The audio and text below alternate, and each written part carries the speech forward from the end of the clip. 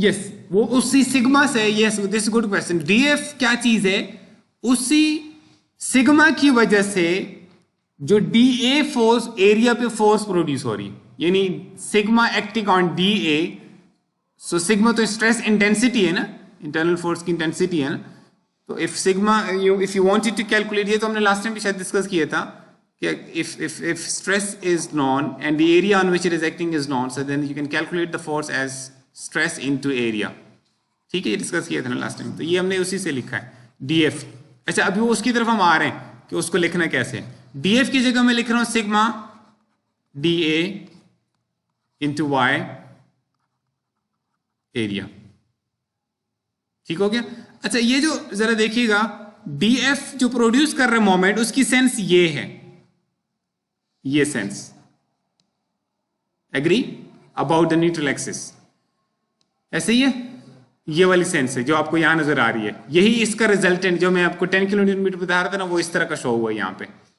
अच्छा सो अच्छा अब इसमें ये इंपॉर्टेंट चीज है,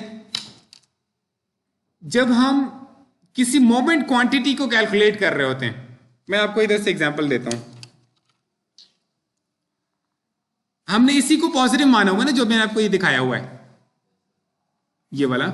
अच्छा अगर मैं आपसे कहूं कि ये एक फोर्स है, मैं आपको मिसाल देता हूं, आपने एक रिएक्शन निकाला था, और ये चलो मैं आपको कहता हूं ये फोर्स है, इसके अबाउट मोमेंट निकालना है, इस पॉइंट के अबाउट। तो आप क्या करते हैं, आपका जो आप जब समेशन ऑफ मोमेंट या कोई इक्वेशन लिख रहे होते हैं, तो आप जब इस टर्म को लिख रहे होते हैं, इस फोर्स की वजह से जो मोमेंट कैलकुलेट आप करते हैं, आप ऐसे कैलकुलेट करते हैं, यहां फोर्स, यहां लीवर आर्म, और इस प्लस और माइनस साइन का ताल्लुक किस चीज से होता है कि ये जो फोर्स मोमेंट प्रोड्यूस कर रहा है, ये मोमेंट और जिसको आप पॉजिटिव मानते हैं, वो एक जैसे हैं डायरेक्शन या उसके अपोजिट है, ऐसे ही है ना, और तो कोई क्राइटेरिया नहीं है ना। अच्छा इस क्राइटेरिया को माइंड में रखते हुए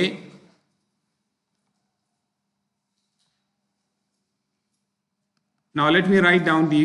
अच्छा सिग्मा की वैल्यू हमने ऐसे कैलकुलेट की थी, एग्री। अच्छा अगर ये सिग्मा की वैल्यू आप देखें, इसमें आपको मैं इसकी वैल्यू यहां पुट करने जा रहा हूं, लेकिन मैं ये माइनस साइन नहीं लिख रहा,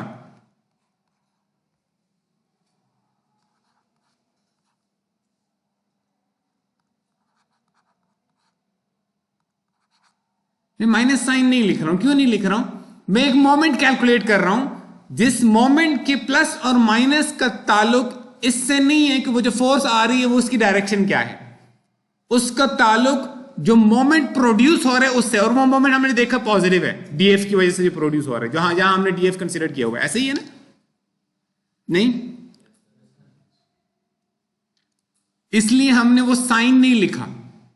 okay now let's take out, आप इसको सॉल्व कर सकते हैं। what do you think about this? E is a constant with respect to y। अगर एक मटेरियल का बना हुआ है तो वो पूरे क्रॉस सेक्शन में एक ही मटेरियल है। अगर यही मैंने आपको बताया, रो या 1/रो जो कर्वेचर है या रेडियस ऑफ कर्वेचर है, ये पूरे सेक्शन के लिए एक वैल्यू है, it doesn't vary with respect to y distance along this from neutral axis. ठीक है, सो दिस आल्सो कांस्टेंट। ये चीज क्या है, पूरा नाम अबाउट। अच्छा यहां पे जो y के परपेंडिकुलर वाला एक्सिस है ना, जहां हमारे चल रही डिस्कशन, वो उसका अनफॉर्चुनेटली नाम x नहीं है, z है। ठीक है, कंफ्यूज तो नहीं हो रहे हो ना?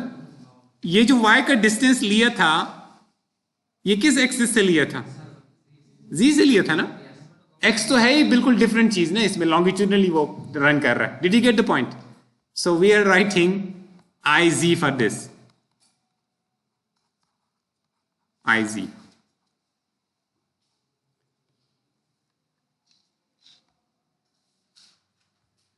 ये किसके इक्वल आ गया? ये क्या था, m।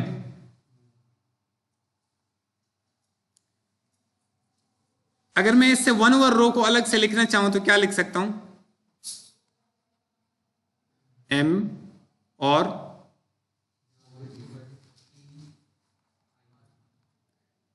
दिस इज मोमेंट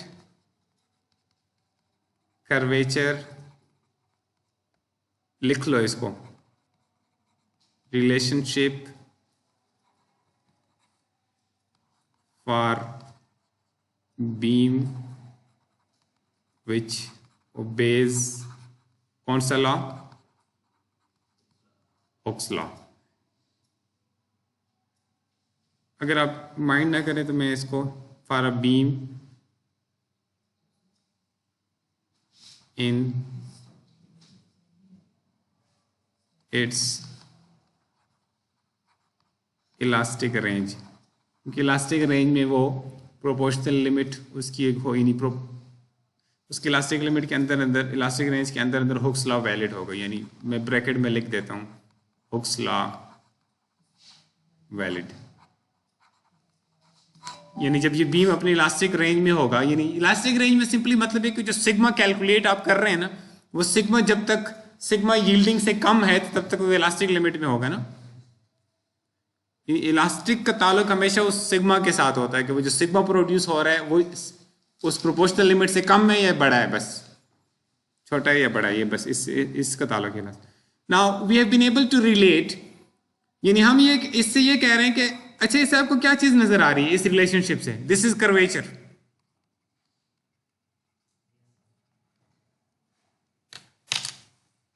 क्या नजर आ रहा है इससे, क्या समझ आ रही है?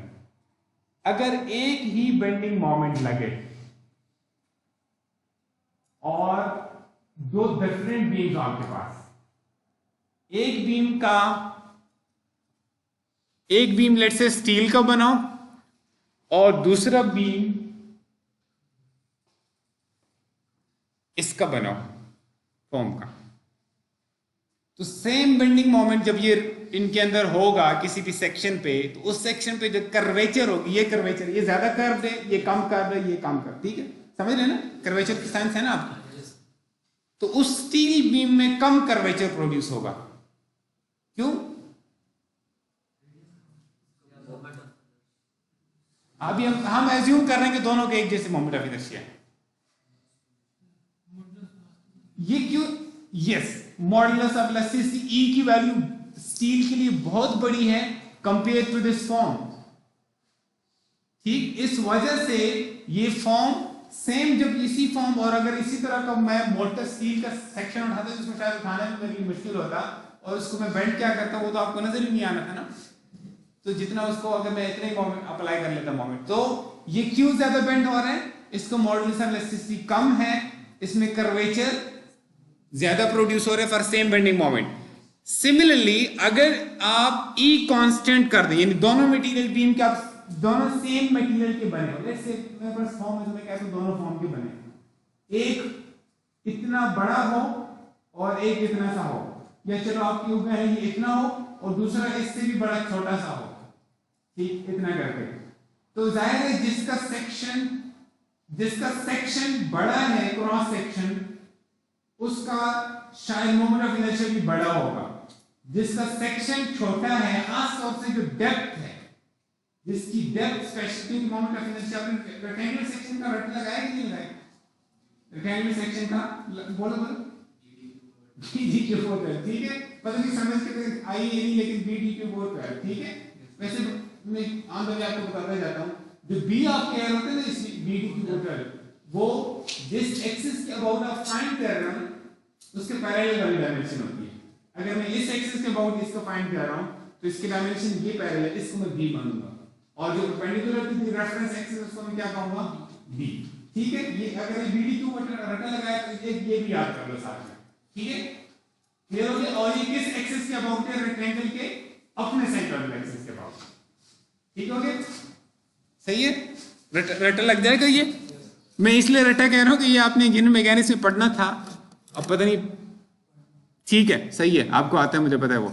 तो वो so this is the moment curvature relationship for, यानी जितना बीम में बढ़ने, एक बात तो क्लियर है ना, फॉर सेम बीम जिसका ई और आई एक फिक्स वैल्यू हो, यानी ये गिवन ई एक गिवन आई की वैल्यू हो, जितना बेंडिंग मोमेंट बड़ा होता जाएगा उतने कर्वेचर, जितना बेंडिंग मोमेंट बड़ा होगा, कर्वेचर कह रहा हूं, रेडियस ऑफ कर्वेचर नहीं, कर्वेचर है ना ये, जितना बेंडिंग मोमेंट की वैल्यू बड़ी होगी उतना कर्वेचर क्या होगा? बड़ा होगा, ज्यादा कर्व्ड होगा वहां पे सेक्शन, ठीक है। अच्छा, बेंडिंग मोमेंट आपने देखा, डायग्राम आप बनाते हैं कहीं पे, वो बेंडिंग मोमेंट बिल्कुल ही जीरो हो जाता है, किए ना आपने, डायग्राम बनाई भी ना। इसका मतलब है वहां जहां बेंडिंग मोमेंट जीरो हो गया था वहां पे कर्वेचर क्या होगा, जीरो। इसलिए कि ये रिलेशनशिप अगर वैलिड है, फॉर लेट्स अज्यूम कि वैलिड है फॉर दैट बीम, उसमें कोई कर्वेचर नहीं होगा वहां पे, ना सैगिंग होगी ना हॉगिंग होगी। ऑलराइट,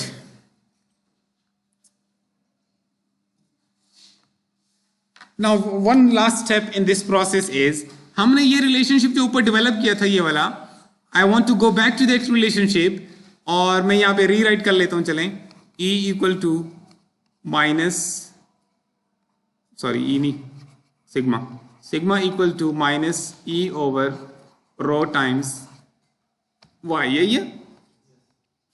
अच्छा, इसको मैं ऐसे लिख रहा हूं, minus E Y into 1 over रो, ठीक है। इस रो 1 ओवर रो की वैल्यू मैं इधर से डालता हूं, सिग्मा की वैल्यू बनेगी माइनस E Y M, ठीक हो गया। अब इसमें क्या बना, ठीक हो गया। So sigma is equal to minus M Y over I Z।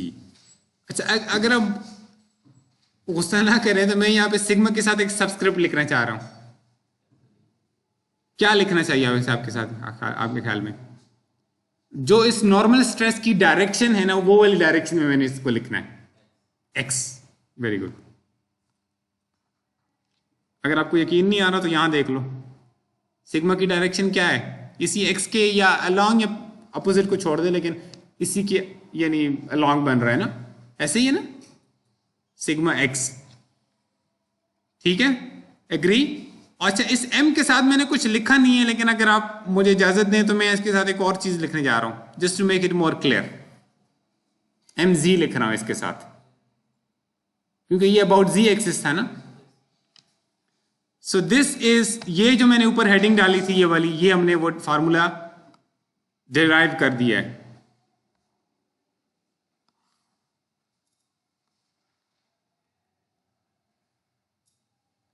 एक गिवन सेक्शन के ऊपर एक गिवन वैल्यू ऑफ m होगी, agree. For that section we have just one value of m। एक गिवन सेक्शन के एक पर्टिकुलर एक value होगी i की, एग्री।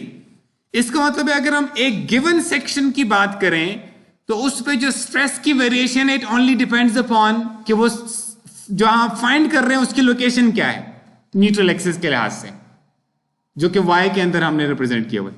y क्या चीज है, डिस्टेंस ऑफ दैट, जहां जिस फाइबर के ऊपर आप स्ट्रेस फाइंड कर रहे हैं उस फाइबर का distance from neutral axis, that's it, agree. इसका मतलब ये हुआ कि, अच्छा इससे ये भी आप समझ आ गई होगी कि जब तक y की वैल्यू सेम हो एक गिवन सेक्शन पे, जब सेम वैल्यू ऑफ y, इसका मतलब है ये जो पूरी लाइन है जिसपे y की वैल्यू सेम है उन सब पे एक वैल्यू है स्ट्रेस की। Did you agree? समझ आ रही है बात कि नहीं? क्योंकि y की वैल्यू सेम है ना उनके लिए। मैं मिसाल दे रहा हूं, आप यहां फाइंड करना चाहें, यहां फाइंड करना चाहें, यहां फाइंड करना, सबके लिए y की वैल्यू एक जैसी होगी ना। इसका मतलब है जो बीम का जो विड्थ वाली साइड है ना, यानी जो कि अगर मैं बीम इस तरह से ड्रॉ करूं और मैं कहूं इस जगह पे आप मुझे स्ट्रेस की इंटेंसिटी की वेरिएशन बताएं, यानी वेरिएशन का मतलब ये कि y के हिसाब से वो कैसे वेरी कर रहे हैं वो बताएं। तो अगर मैं एक लाइन भी यहां ड्रॉ कर लेता, मैं ऐसे एक लाइन ड्रॉ कर रहा हूं, मेरी ये रेफरेंस लाइंस होंगी मेरी, ये मेरा y वाला एक्सिस है और इस तरफ मैं या इस तरफ स्ट्रेस के कोऑर्डिनेट प्लॉट करने जा रहा हूं। इसका मतलब ये है कि मैं अगर इस डायग्राम, ये जो आपको 3D में डायग्राम नजर आ रही, मैं ये कहना चाह रहा हूं कि अगर ये आपको 2D में भी दिखाई जाती तो तब भी एनफ था, क्योंकि उस हर ऑर्डिनेट के पीछे वाला जो ऑर्डिनेट है वो उतनी इंटेंसिटी का है। अगर आपको 2D में, तो यहां से जब आप व्यू करेंगे इस डायग्राम को तो आपको तो एक, यानी वो डायग्राम का एक जो एरो है उसके पीछे वाले, यानी इस एरो के जो पीछे वाला एरो है वो तो नजर नहीं आएगा ना, लेकिन आपको ये पता है कि वो वाला एरो भी इतना ही है। इसलिए अगर हम आगे इसके बाद 2D में इसको ड्रॉ कर दें, यानी सिर्फ इस तरह से कुछ ड्रॉ कर दें। अगर मैं इसको, अगर आप यहां खड़े होकर ड्रॉ करेंगे तो फिर इस तरह से बनेगा, जैसे ये कंप्रेसिव है। कुछ लोग ऐसे भी ड्रॉ करते हैं, मैं आपको दिखा देता हूं दोनों तरह, लेकिन चलिए मैं सिर्फ, अगर एक है कि आप वेक्टर शो कर दें, स्ट्रेस वेक्टर, एक है कि आप बस उसको प्लॉट कर दें, ग्राफ बना दें बस। अब मैं आपको अभी ग्राफ बता रहा हूं सिर्फ। लेट्स से मैं इस तरफ जो है वो टेंसाइल प्लॉट करता हूं, इस तरफ मैं कंप्रेसिव को प्लॉट करता हूं, ठीक। तो मेरा ग्राफ इस तरह की एक स्ट्रेट लाइन बनेगी,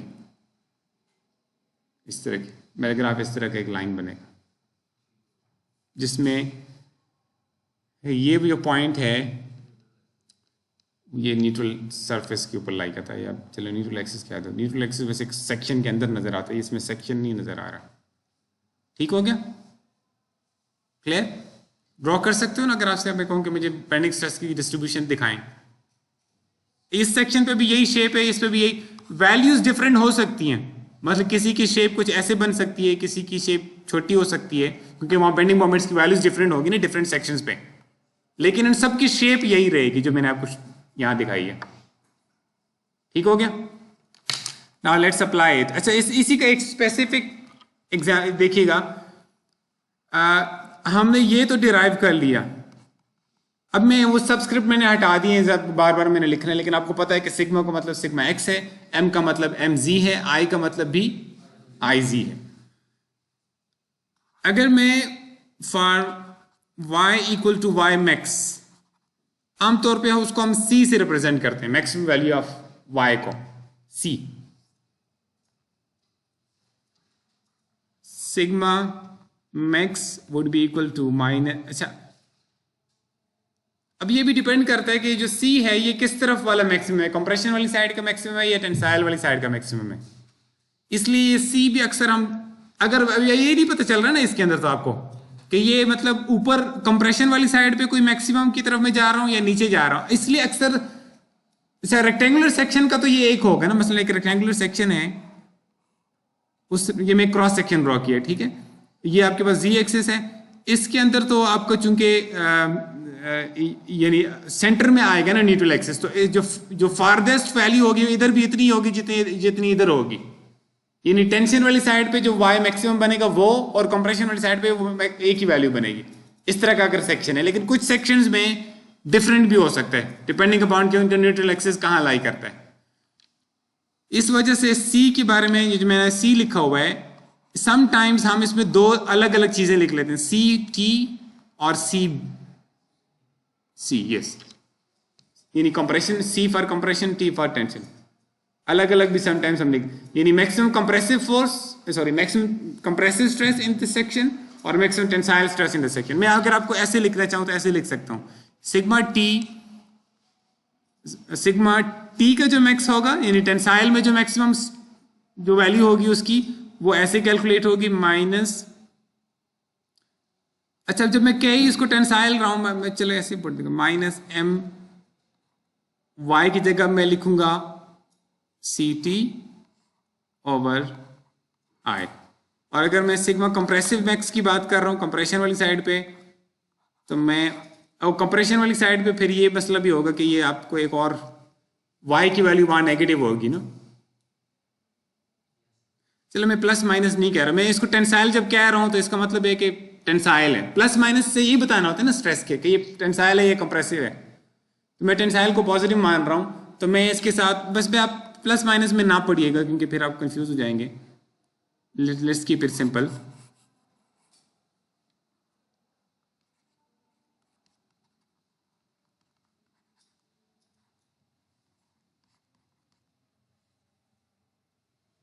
ठीक हो गया?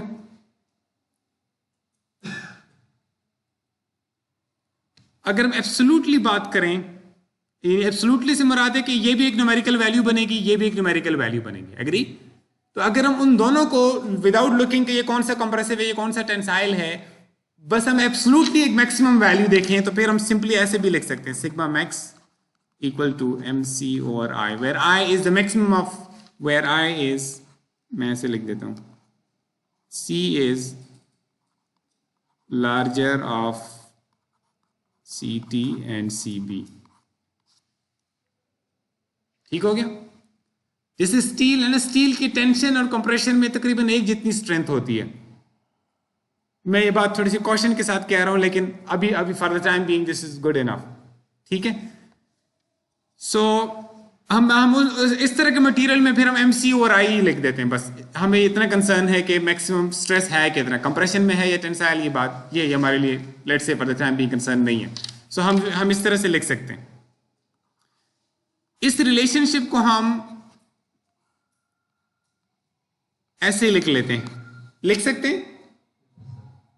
कोई गुजारती तो नहीं की ना इक्वेशन में हमने।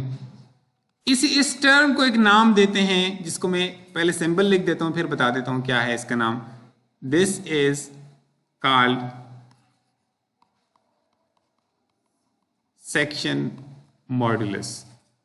ब्रैकेट में लिख दो इलास्टिक, क्योंकि एक प्लास्टिक सेक्शन मॉड्यूलस भी होता है, वो आप आगे जाके पढ़ोगे, लेकिन अभी हमारी सारी डिस्कशन इलास्टिक की चल रही है। ठीक, तो हम इसको, हमने सेक्शन मॉड्यूलस नाम सीख लिए, लेकिन अगर पूरा नाम लेंगे तो कहेंगे इलास्टिक सेक्शन मॉड्यूलस। ठीक है।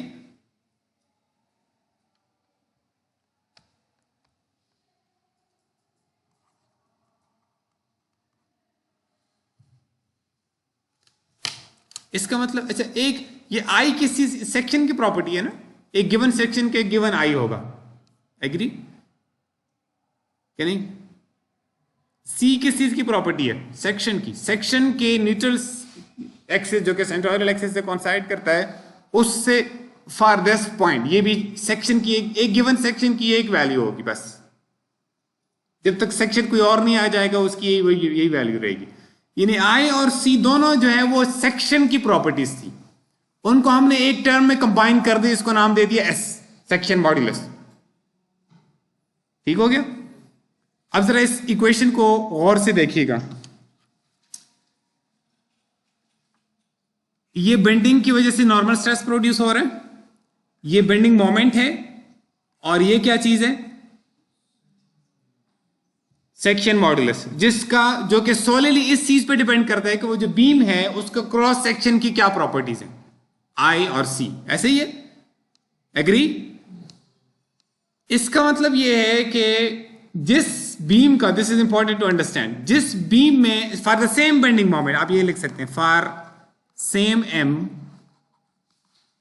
जिस का बेंडिंग मोमेंट सेम हो, यानी लेट्स इस इक्वेशन के अंदर पैरामीट्रिक स्टडी कर रहे हैं ना, हम इस वक्त ये देख रहे हैं कि सिग्मा मैक्स और S का क्या रिलेशनशिप है। तो हम M को जरा कांस्टेंट रख रहे हैं, let's keep M constant for same M के लिए जिस सेक्शन का मॉड्यूलस, सेक्शन मॉड्यूलस बड़ा होगा उसमें कम मैक्सिमम स्ट्रेसेस प्रोड्यूस होंगे। फॉर सेम M जितना S बड़ा होगा सिग्मा मैक्स उतना छोटा होगा। एग्री? यानी जितना सेम M का मतलब है कि जो लोडिंग ऊपर से लग रही है वो आप एक गिवन वैल्यू की बात कर रहे हैं। यानी अगर हम एक गिवन सेक्शन की बात करें, मैं एग्जांपल देता हूं, ये एक बीम है, मैं इस सेक्शन की बात कर रहा हूं। अगर मैं कहूं कि ये यूनिफॉर्मली डिस्ट्रीब्यूटेड कोई लोड इस पे लग रहा है, मैं अगर कहूं कि इस सेक्शन पे एक गिवन M, इसका मतलब है मैं कह रहा हूं इस सेक्शन पे गिवन M की बात कर रहा हूं, साथ में कह रहा हूं गिवन लोडिंग, यानी गिवन लोडिंग हो और एक गिवन सेक्शन को आप कंसीडर करते हैं।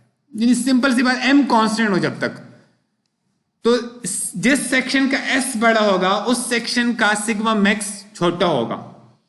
Now this is interesting. इसकी एक इसमें आंसर है, आपने स्टील के गर्डर देखे हुए हैं ना, इस तरह की शेप होती है, I की तरह की। क्यों?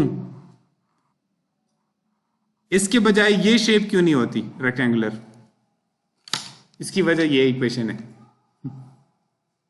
ये S। अच्छा, मैं आपको मिसाल देता हूं। अगर मेरे पास, अगर मैंने, आपको पता है स्टील की जो कॉस्ट है वो वजन के हिसाब से होती है, पता है ना आपको? स्टील की कॉस्ट हमेशा वजन के हिसाब से होती है। अगर हमें given length of beam consider कर दें, 1 मीटर 2 मीटर 3 मीटर जितना भी है, उस बीम की अगर बीम की लेंथ हमने फिक्स कर दी है, तो जिस बीम का सेक्शन बड़ा होगा उसका वजन ज्यादा होगा, जिसका सेक्शन छोटा होगा उसका वजन कम होगा। अगर हमने एक गिवन वेट ऑफ स्टील को यूज कर रहे हैं, हमारे पास एक गिवन वेट ऑफ स्टील है, अब हम चॉइस है उसी एक बंदा उसको W सेक्शन में यानी I सेक्शन में बना देता है गर्डर की शक्ल में, और उतने ही वजन को एक बंदा रेक्टेंगुलर सेक्शन में यूज कर लेता है। दोनों की प्राइस तो सेम होगी ना, क्योंकि वजन जो एक जैसा है। यानी इसका मतलब है दोनों का ये जो टोटल एरिया है ना, ये वाला जिसको मैं शेड कर रहा हूं, ये एरिया दोनों का एक जितना होगा। ऐसे ही है फॉर सेम एरिया। ठीक हो गया, दोनों ने एक जैसा वेट यूज किया, एक जैसी लेंथ थी, इसका मतलब है जो सेक्शन का टोटल एरिया है वो दोनों का एक जितना होगा। फॉर सेम एरियाज, और आपके बैक ऑफ द माइंड आना चाहिए फॉर सेम वेट, इसका मतलब है फॉर सेम प्राइस। जो बंदा I सेक्शन में उसको मोल्ड करके बना रहा है उसका S की वैल्यू बड़ी है। क्यों वैसे बड़ी है?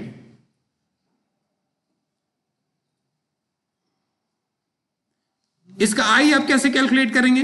यहां आप सेंट्रोइडल एक्सिस लोकेट किया, इसी तरह इसका भी सेंट्रोइडल एक्सिस लोकेट किया, दोनों में यही काम पहले करना पड़ेगा, फिर आप I कैलकुलेट करेंगे। एग्री? यस, एक वजह ये भी है। दूसरी वजह मैं आपको नहीं, Y का सिर्फ नहीं, I am sorry, I shouldn't से लाइक दैट।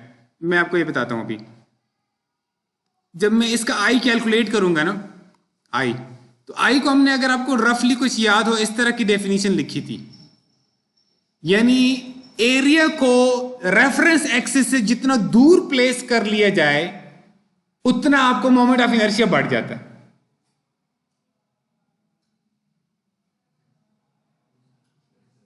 क्योंकि you have square of the distance from the reference axis.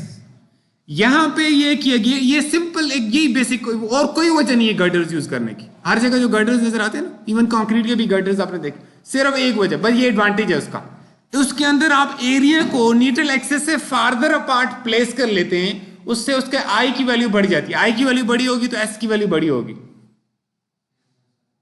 Because S is I over C। Agree?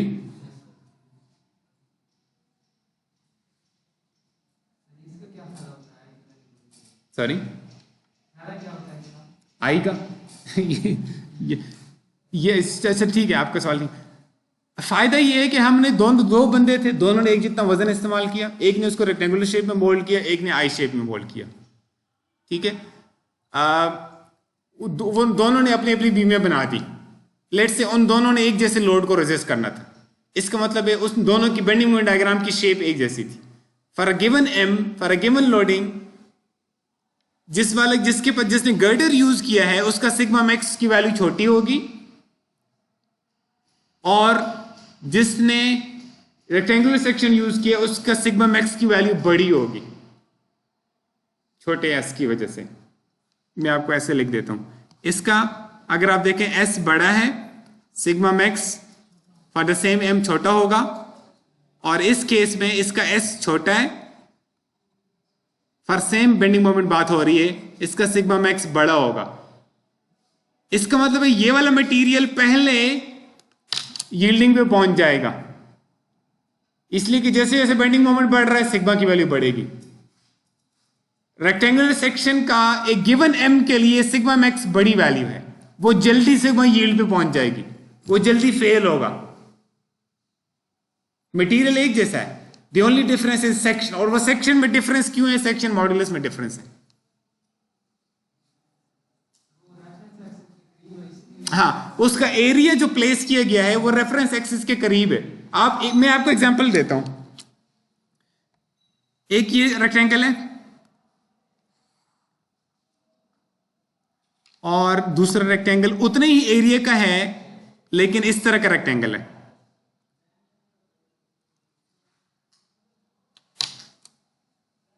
किसका मोमेंट ऑफ इनर्शिया बड़ा है? अबाउट दिस एक्सिस बात हो रही है दोनों की, पहले वाले का। क्यों?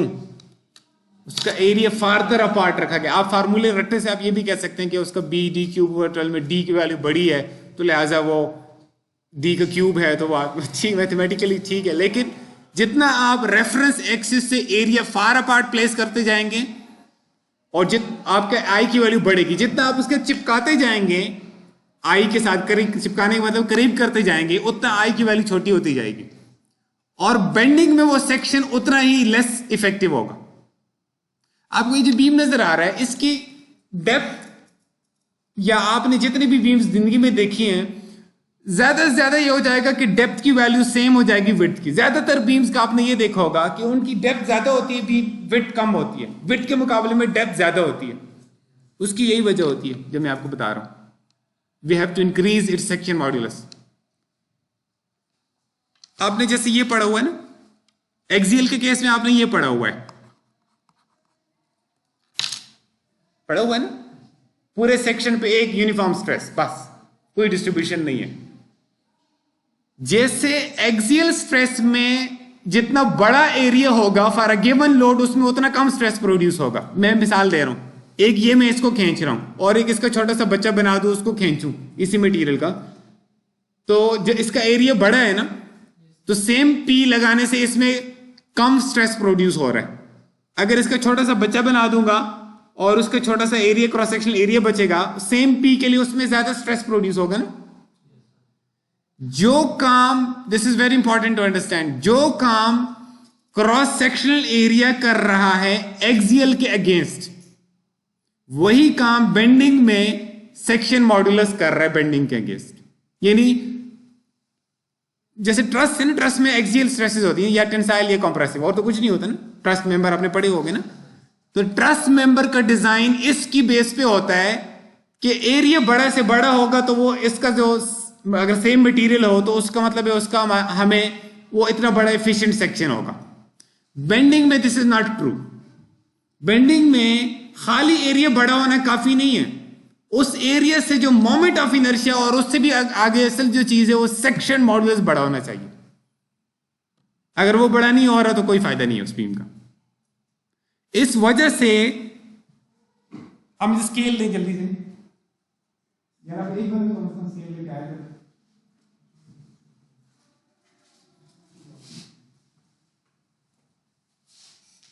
ये स्केल को अगर एक तरीके में ऐसे पकड़ा हुआ है, इस तरह से मैंने बीम बनाया हुआ है, ऐसे मैं ऐसे इसको लोड कर रहा हूं इस बीम की एक कैपेसिटी इस तरह से प्लेस करने की वजह से। एग्री? अब ये जो बेंड हो रहा है ना, ये सारी जो बेंडिंग हो रही है, इसका जो मोमेंट है ये भी इस एक्सिस के अबाउट लग रहा है, ये और ना sense of rotation bending moment की ये क्या, ये जो बन रही है, लेकिन ये थंब देखो, ये है ना रेफरेंस एक्सिस, ये बेंडिंग जिसको जी हमने माना हुआ है, जिसके अबाउट आई भी कैलकुलेट कर, इसके अबाउट एम प्रोड्यूस हो रहा है। जब एम आई के अबाउट, जब एम जी के अबाउट प्रोड्यूस हो रहा है, आई ये तो आपको कहानी सुना दी ना। अच्छा, ये आप इसको लोड करते जाएं, इसकी एक लोड कैपेसिटी है। यानी लोड कैपेसिटी सिंपली क्या है, जब आपका सिग्मा की वैल्यू सिग्मा फेलियर पे पहुंच जाए, यील्डिंग में इसको क्या देता हूं, तो वो आपको मटेरियल फेल हो जाता है। एक मटेरियल मैक्सिमम एक स्ट्रेस लेवल होता है, उससे ज्यादा वो ले नहीं सकता जो भी मटेरियल में। तो अब जब सिग्मा की आपने लोड रखा, sigma equal to M over S को माइंड में लाई, लेट्स से इसके सेंटर में सबसे ज्यादा बेंडिंग मोमेंट था, इसका मतलब बाकी सेक्शंस के मुकाबले में सेंटर वाला सेगमेंट ज्यादा लाइकली है कि वहां फेलियर हो जाए, क्योंकि वहां एम ज्यादा है, बाकी सेक्शन तो थ्रोट एक जैसा है ना। एस तो हर पूरे यहां सेक्शन काटो, यहां काटो, सब का एक जैसा है। एम की वैल्यू चूंकि मुझे पता है, इसलिए बेंडिंग मोमेंट डायग्राम प्रीलिमिनरी चीज है। अगर मैं आपसे कहूं कि इसमें पूरी बीम में कहीं भी मुझे बताओ कि मैक्सिमम बेंडिंग स्ट्रेस कहां प्रोड्यूस हो रहा है, the first step is going to be कि मुझे लोड लग रहा है, उस पे सब बेंडिंग मोमेंट डायग्राम बना के ये बता दे कि मैक्सिमम बेंडिंग मोमेंट कहां प्रोड्यूस हो रहा है और वैल्यू कितनी है। एग्री? इसलिए वो बेंडिंग मोमेंट डायग्राम पहले सिखाते हैं। अच्छा, अगर आप वो बेंडिंग मोमेंट डायग्राम अगर उसको माइंड में लेकर आए, इसकी इस तरह कैपेसिटी और इस तरह कैपेसिटी बहुत फर्क है ना। ये फर्क भी बस इसी वजह से जो मैं आपको आई बता रहा हूं। इस तरह जब ये बेंड हो रहा है, ये इस एक्सिस के अबाउट बेंड हो रहा है, इसके अबाउट इसका मोमेंट ऑफ इनर्शिया कम है, इसके साथ एरिया चिपका हुआ है।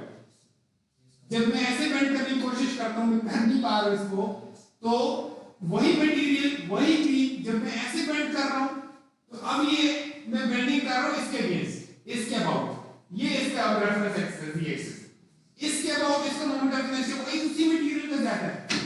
इस तरह ये बहुत ज्यादा लोड ले सकते हैं, प्रोवाइडेड कि ये ऐसे अनस्टेबल ना हो जाए, ओवरऑल वैसे ट्विस्ट ना हो जाए। बेंडिंग में ये बहुत, इस वजह से बीम्स को जो प्रोपोर्शन किए जाते हैं, उनके जो साइज डिसाइड किए जाते हैं, सबसे बड़ा फैक्टर ये होता है कि आप डेप्थ जितना बड़ा कर सकते जाएंगे उतना आप एरिया दूर प्लेस कर सकते जाएंगे, लेकिन एक लिमिट अब आप कहेंगे फिर इसकी इतनी सी डेप्थ करके इतनी सी विड्थ करके इतनी बड़ी विड्थ क्यों नहीं बनाते? वो यही वजह होगी तो इसके साथ हो रहा है। इसका हल्का सा लोड, इसके सेंटर में लोड लगाना बहुत मुश्किल है, इसको प्लेस कर सकटेबिलिटी मुश्किल है इसके साथ, वरना ये बहुत हमने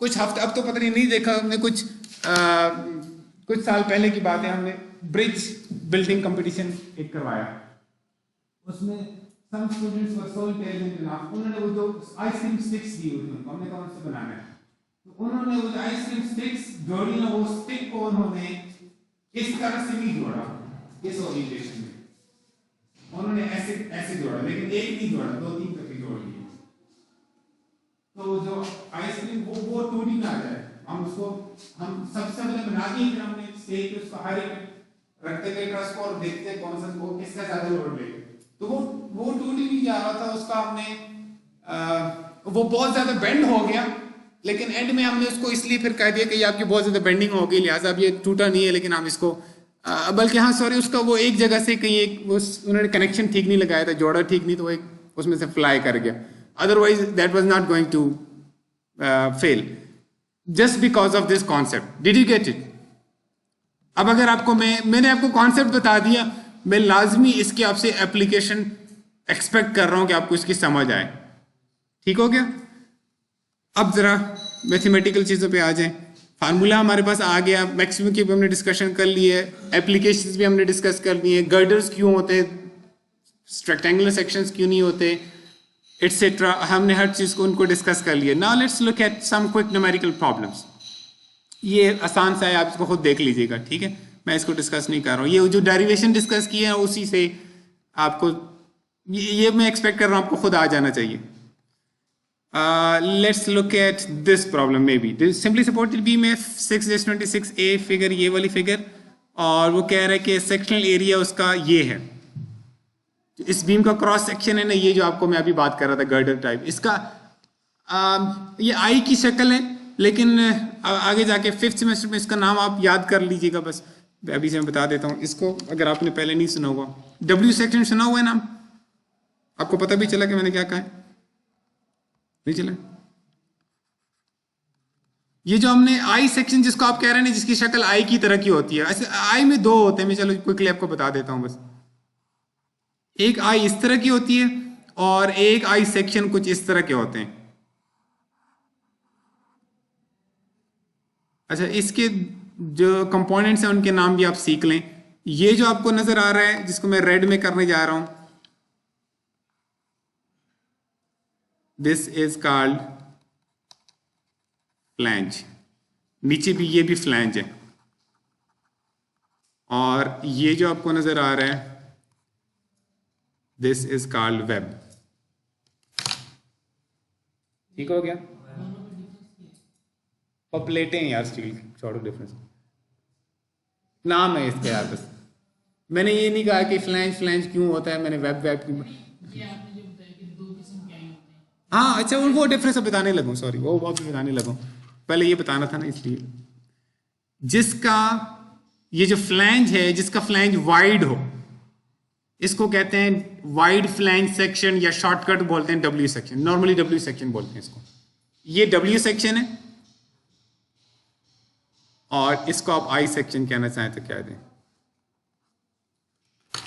ठीक हो गया? तो इसके बाद जब मैं W सेक्शन कहूंगा तो आपको समझ आ जाएगी।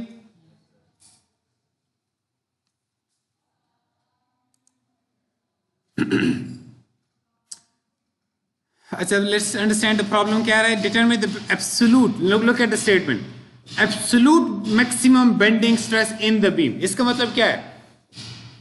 बीम का कहीं पर भी कोई पॉइंट है, वो लेंथ के अलॉन्ग कहीं पे लाई कर रहा है, सेक्शन में किस डेप्थ पे है, जहां कहीं भी है, आपने absolute maximum bending stress beam में कैलकुलेट करना है।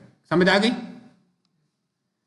And draw the stress distribution over the cross section at this location. जहां वो मैक्सिमम है, मैक्सिमम बेंडिंग स्ट्रेस जिस सेक्शन पे आ रहा है, यानी जहां पे मैक्सिमम बेंडिंग मोमेंट है, उस लोकेशन पे बेंडिंग स्ट्रेस की डिस्ट्रीब्यूशन को प्लॉट कर दें या ड्रॉ कर दें। Also what is the stress at point B, point B ये है। ठीक हो गया। अब ये बीम गिवन है, उसके ऊपर लोड गिवन है, सपोर्ट्स गिवन है। First step is to draw the bending moment diagram. ये समझाने की तो जरूरत नहीं है ना कि बेंडिंग मोमेंट डायग्राम कैसे प्लॉट करना है। अच्छा वैसे यार मैं ऑन द गो, ये मेरा आखिरी लेक्चर में चाह रहा हूँ मैं कुछ चीज़ें आपको ऑन द गो ये भी बताता जाऊँ, क्योंकि ये चीज़ें यूज़ होंगी। कुछ चीज़ें होती हैं एक दफ़ा आप डिराइव कर लीजिएगा खुद ही इनको, लेकिन उसके बाद आप इनको अगर याद कर लेंगे तो आपको एक आसानी होगी। अगर ये कोई बीम है और उसके ऊपर लेट से ऐसे एक लोड लग रहा है सेंटर में पी, ठीक है, मैं चाह रहा हूँ कुछ चीज़ें आप याद कर लें। ये L/2 है और ये L/2 है। वैसे आप मानते हैं कि ये P/2 रिएक्शन हो जाएंगे? अगर जो चीज़ें बगैर कैलकुलेशन की हो सकती हैं तो वो कर दिया करें, इसमें कोई हर्ज नहीं है। अगर मैं आपसे पूछूं कि इसकी बेंडिंग मोमेंट डायग्राम कैसे होगी तो बना सकते हो आप लोग, बगैर कोई लंबे चढ़े चक्कर में पड़े। ऐसे इसकी जो बेंडिंग मोमेंट डायग्राम की जो लाइन जाएगी वो उसकी डिग्री क्या होगी? 1 डिग्री, क्योंकि कोई यूडीएल नहीं है ना, सिर्फ पॉइंट लोड से 1 डिग्री लाइन। तो 1 डिग्री का मतलब है 1 डिग्री को तो प्लॉट करना बड़ा आसान है। जितने रीजन है उनके एंड पॉइंट्स के बेंडिंग मोमेंट पता हो तो आप उनको ज्वाइन कर दें। मसलन मुझे यहाँ बेंडिंग मोमेंट कितना है? 0। यहाँ पे 0। इसका मतलब है अगर बीच वाली जगह पे बेंडिंग मोमेंट पता चल जाए तो फिर डायग्राम प्लॉट हो गई ना। यहाँ पे कितना बेंडिंग मोमेंट होगा आपके ख्याल में? मैक्सिमम तो होगा, वैल्यू पूछ रहा हूँ।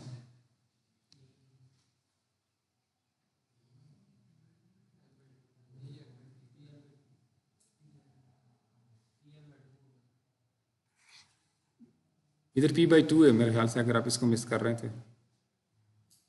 अच्छा चलो करके देखो यार, अगर आपको ये मसला है तो मैं तो फिर हैरान हूँ कि यार मैंने कुछ नहीं पढ़ाया आपको।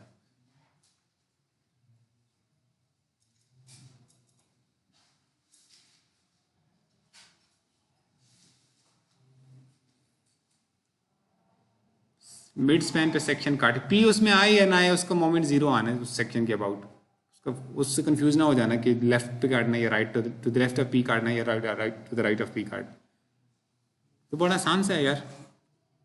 इधर P/2 है, PL/4।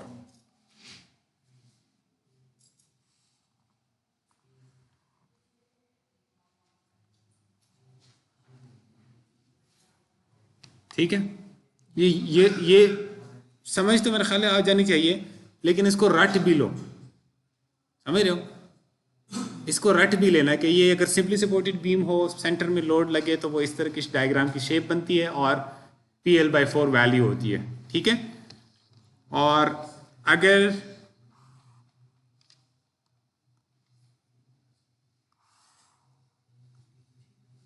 यही यूनिफॉर्मली डिस्ट्रीब्यूटेड, यही सिंपली सपोर्टेड बीम पे यूडीएल लग रहा हो और इसकी लेंथ भी L है, तो बताएं बेंडिंग डायग्राम सेकंड डिग्री होगी, ऐसे ही है। और यहाँ पे बेंडिंग मोमेंट कितना होगा और यहाँ पे 0। तो इसका भी वैसे अब ये खैर सही बात है कि मुझे रट चुका है, इसलिए मैं ऐसे करके बना दूंगा, लेकिन आप एक दफ़ा बना के ट्राई कीजिएगा अगर आपको समझ नहीं आ रही। लेकिन आप बस खुद बना लीजिएगा। बाकी यहाँ पे सेंटर में एक मैक्सिमम वैल्यू होगी। मैं सिर्फ आपसे इस वक्त ये मैक्सिमम वैल्यू पूछना चाह रहा हूँ। नहीं, ये जो है ना यूनिफॉर्मली डिस्ट्रीब्यूटेड लोड है W। आप सेक्शन यहाँ काटेंगे तो इस तरह की फ्री बॉडी डायग्राम बनेगी।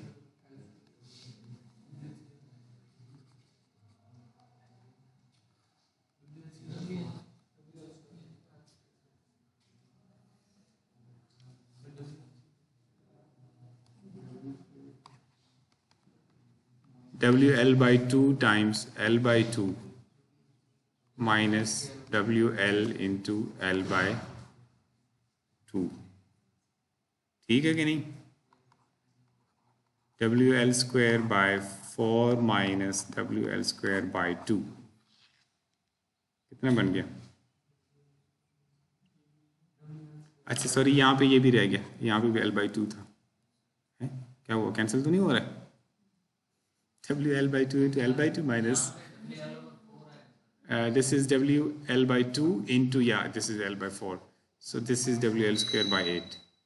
ठीक हो गया? तो ये क्या बन जाएगा यार, खुदा का नाम लो, 1/4 minus 1/8। यार मैं तो इस तरह कर लेता होता हूँ।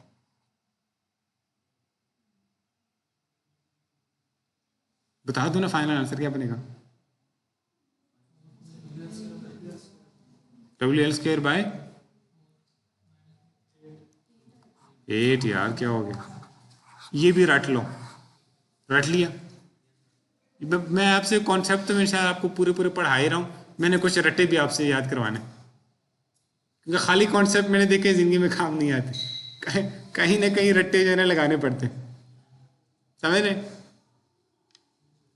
ये हकीकत है, इसका कोई इनकार नहीं है। मुझे ये रट्टा लगा था, इसलिए मैं इक्वेशन में आगे पीछे मैं 2 और 4 को मिक्सअप कर गया, ठीक है? तो वो रट्टे ने मुझे बचा लिया ना, मुझे पता था कि आंसर यही आना है, ठीक है?